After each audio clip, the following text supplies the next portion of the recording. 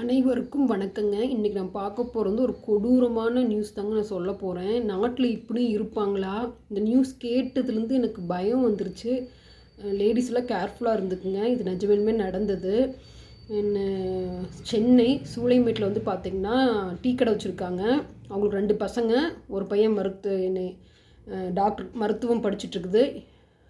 இன்னொரு பையன் வந்து பார்த்திங்கன்னா இன்ஜினியரிங் படிச்சுட்ருக்குதுங்க. சீனிவாசன் அவங்களோட மனைவி பெயர் அமுதா. 2 பேர் டீ கடை வச்சுருக்காங்க.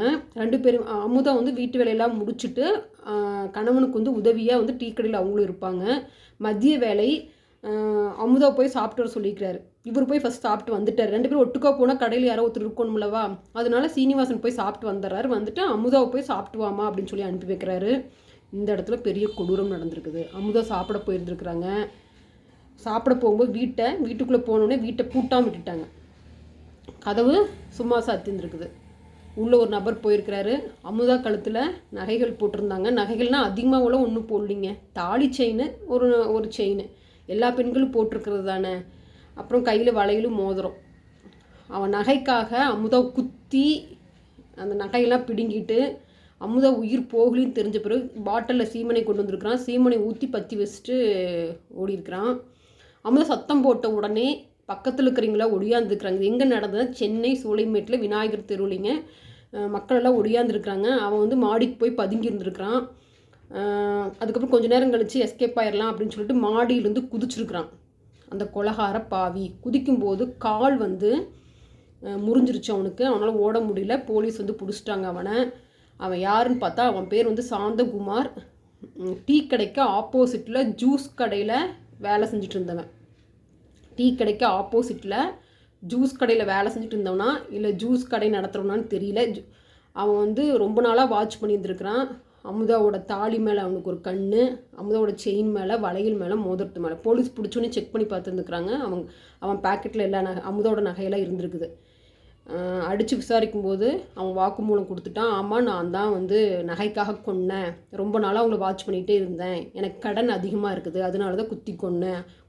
குத்தின உடனே அவங்களுக்கு உசுறு போகல, அதனால பாட்டில் சீமனை எடுத்துகிட்டு போயிருந்தேன். சீமனை ஊற்றி பற்றி வச்சுட்டேன், தீப்பெட்டி எடுத்துகிட்டு போயிருந்தேன்னு சொல்கிறான்.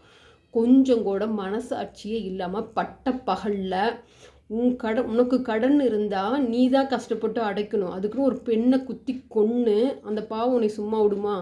இதை விட எனக்கு ரொம்ப ரொம்ப கஷ்டமானது என்னென்னா, அவனை வந்து மருத்துவமனையில் சிகிச்சை நடக்குதாமா அந்த கொலகார பாவிக்கு.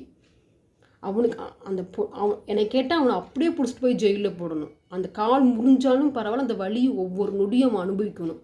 ஏன்டா ஒரு பெண்ணை குத்தும்போது அந்த பெண்ணுக்கு எவ்வளோ வலிச்சிருக்கும்.